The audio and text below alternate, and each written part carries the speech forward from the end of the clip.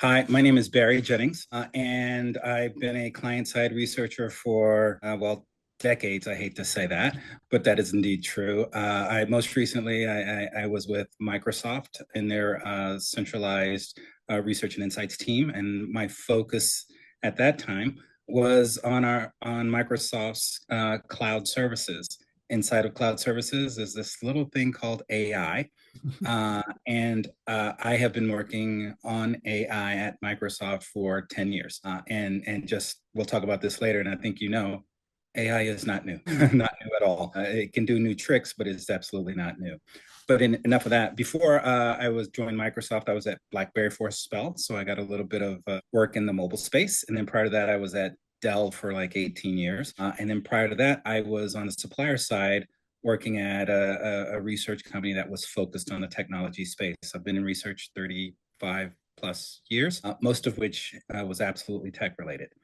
Um, in terms of grappling with, and we'll talk about this, but right now, speed. And they have a saying that speed kills, and right now it's killing me because you can do so much so quickly when it comes to AI, and it's a double-edged sword, which we make it into. So, if we talk about the impact of AI on the insights teams, what is already happening or has happened over the last couple of years? Yeah, great question. And we were talking about this earlier, and I've had this conversation with lots of other folks. AI will not be the thing that takes people's jobs, but people with AI, they will have a force multiplier that will allow them to do the jobs of several analysts. And so the other thing grappling with is how do you make sure that your teams are AI fluent and AI experimental and AI curious. You pick it, any one of those and all of those, they all matter right now. I think Apple's announcement that Google search is under pressure from AI, which will result in billions of dollars potentially out of Google's pockets, is a real indicator of where we are. And so, yeah, AI right now is critically important as a business tool. It is no longer, in my opinion, this cool, fancy thing that's new. It's never really new anyway, but it's this enabler. I think the Anna, when she was talking about her product, it was interesting. She had an insights co-pilot, and yes, I think co-pilot is a perfect term for these things. And I think over the next 18 months or so, and we'll talk about that more later, I know, but building comfort with your co-pilot is going to grow. Therefore, the efficacy that you get out of leveraging AI for the things that you use it for will absolutely grow. And again, it's going to belong to the people who are experimenting now, who are using now, who are making big swings with it now. They will grow the right muscles to be able to be more effective and to be better. So, I think one of the things that caught my eye, and if you saw it, Barry, in all the news, probably the email from the CEO of Shopify to all of his staff saying, don't ask for money, don't ask for resources unless you can prove AI can't do it. AI is now compulsory for all members of staff.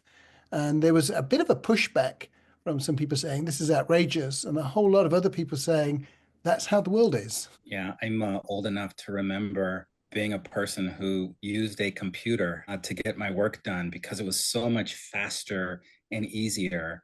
And they were not allowed on the work site. So, I challenge, I remember when I received one of these things, and all of a sudden, my beautiful Canon camera, my iPod, and all those things went away. And then I also started using other things that I didn't have, a magnifying glass, a way to make sound easier. I had music. I had all these things in this brand new device that was foisted upon me at one point, and now I can't seem to live without. I think that's where we're heading. And again, the jolting statement, and I think lots of CEOs are making fairly jolting statements right now. That's a leadership thing, whatever. But the spirit behind it, I do think is real. I think it's you avoid these things at your peril.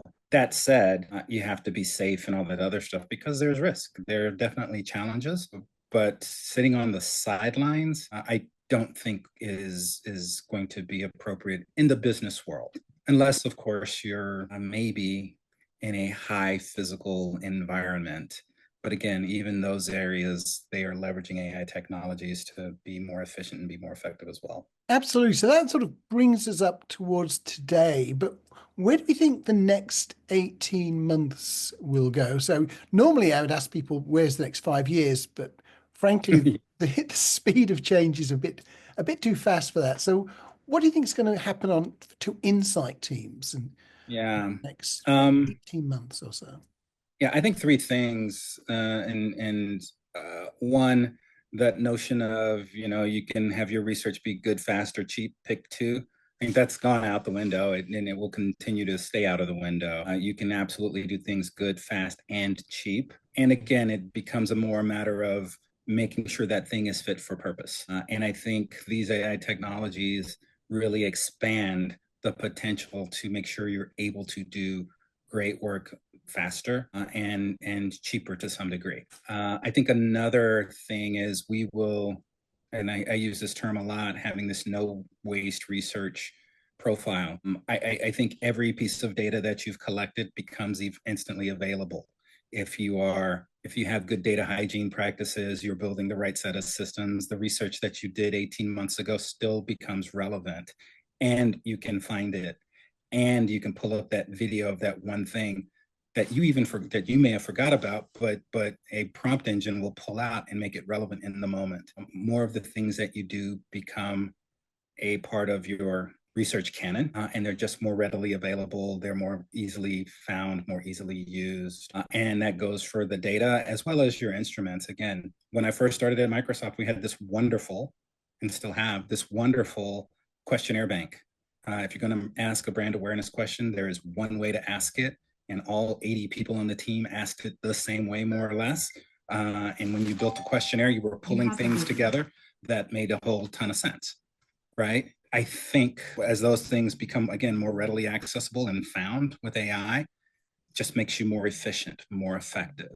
And then thirdly, I think being able to assist a decision in the room more real time becomes a thing. You know, I can't tell you how many meetings I've been to in my career where we were like, oh, we know that answer's in the data. It wasn't in the 75 slides that we showed you, but we know we have that data.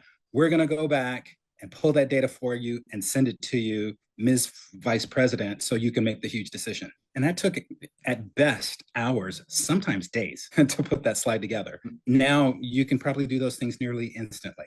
And hopefully, more importantly, you can go very, very broad. I think if you have a bot or an agent, they could be a part of those meetings. So there are meetings that you can do in teams where there's an agent that's sitting there with you that's listening to the conversation and can pull up some of those things real time. I also think that decision makers, I know, they get paid to make decisions. They get paid a lot of money to make decisions. They'll make it with good information. They'll make it with bad information. Heck, they'll make it with no information at all. And the research folks will have more information at that table at any given time, and we'll be able to pull it up, access it, utilize it, put it in the decision making framework real time, and just be a bigger part of more decisions, big and small. I think those are the things over the next 18 months that will continue to grow. And probably the one red thread across all of that is going to be discomfort. We will just get more and more and more comfortable.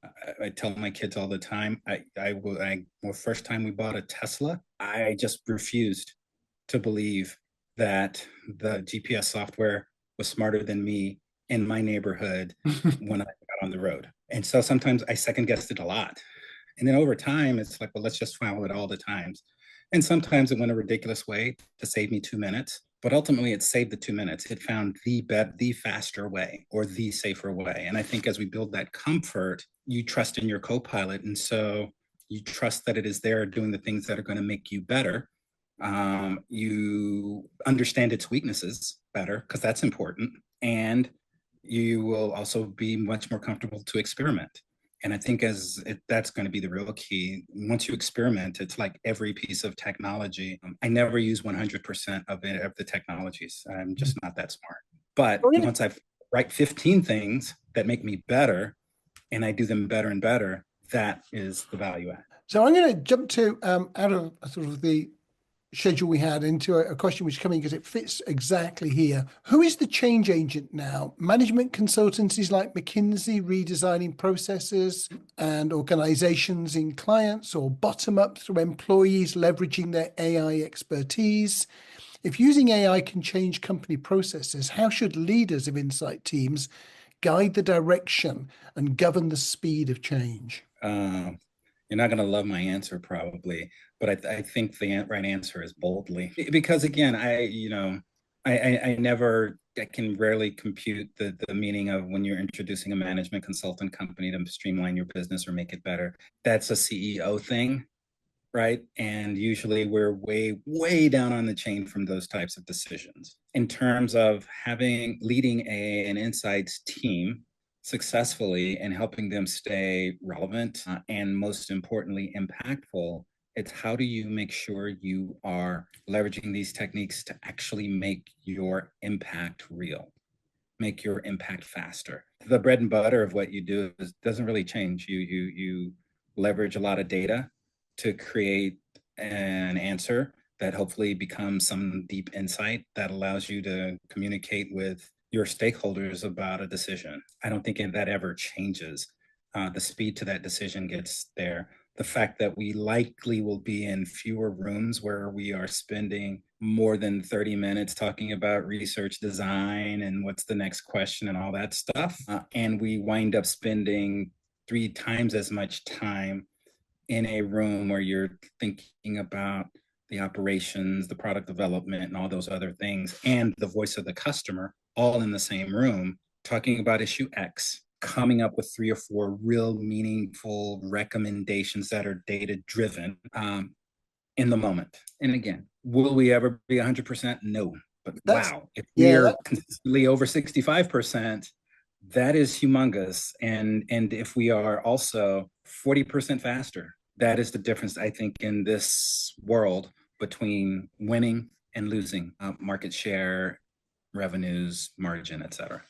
Yeah, I mean, my thought is if you're in an insight team, you really got to make sure that perfect doesn't become the enemy of good. This AI stuff can let you, stealing from Zuckerberg, just get stuff done. Don't worry about perfecting it. We are going to be in beta for years. Yes. And yeah, it's, I've been around for a long time, and there are times where it's like, gosh, this slide has to be perfect. No, this slide has to be delivered on time. And it has to be very good. It might need to be very, very good if it's my CEO, but perfect because their job is to rip that apart and bring things I haven't thought about. And you're absolutely right. It's, I tell my team all the time, I would much rather us get 100 B+ grades than 10 A+ grades.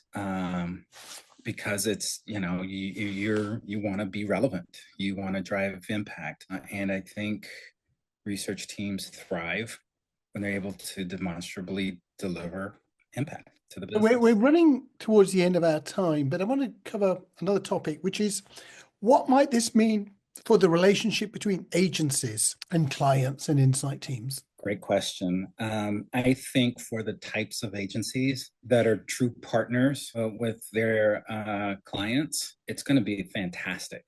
I think if there's a more transactional relationship, that will be challenging. I love all of the companies. I mean, marketing is great because this whole notion of adding technology to marketing, you get to do 2 things. You get generally a better product, 3 things. You get it faster, and usually you get it increasingly, you're getting it done cheaper and cheaper and cheaper because marketing is a cost center in most companies. And I think agencies who can amplify the insight delivery, amplify the meaning aspect of it, I think those will have really strong client-side engagements. I also think on the flip side of that, some companies are very do-it-yourself. So making sure that you're delivering solutions that are efficient, fast, effective, inexpensive, and with a high degree of accountability and quality, those on a more transactional side will thrive as well. The messy middle will be a challenge.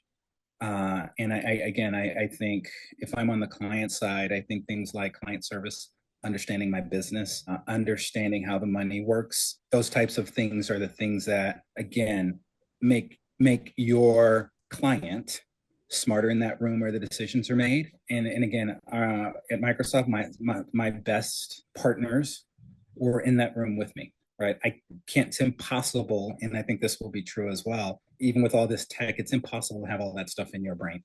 Yeah. So that agent and that client partner, they are extensions of your team, and their ability to bring better answers now is one, a greater opportunity for them, and two, it's just a more impactful thing that you can deliver for the business. Barry, it's always wonderful talking to you. I could do it for ages. So hopefully I will see you again soon. But for today, thanks a lot. That's been great. Thank you very much. This was a treat. Thanks a bunch.